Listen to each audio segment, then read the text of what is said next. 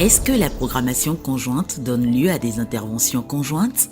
C'est un aspect que souvent on oublie. On parle de l'exercice de programmation, mais il ne faut pas oublier qu'à la fin de la programmation, on a la mise en œuvre. Et cette mutualisation, notamment via les agences des États membres, c'est un aspect extrêmement important de la programmation conjointe. La coopération conjointe dans le secteur de l'énergie.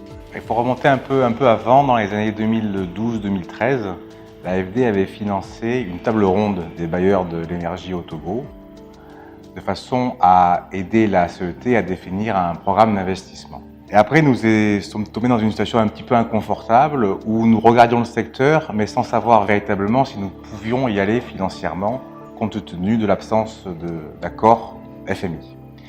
Alors, ceci n'a pas empêché l'Union européenne de financer un certain nombre d'études de faisabilité pour permettre à la CET d'avoir un programme prêt à financer quelque part, dans la perspective où l'accord serait signé. Et dès que l'accord a été signé, donc, nous avons pu remettre un pied dans ce secteur-là. La KfW a saisi l'occasion également de nous rejoindre et nous avons pu financer ce très beau projet.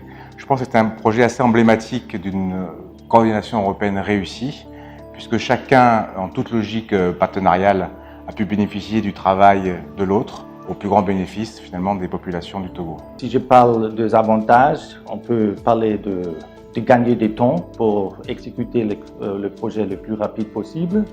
C'était le cas dans ce programme. Disons, il y avait cette étude de faisabilité qui était déjà disponible, qui était faite par l'AFD et l'Union européenne.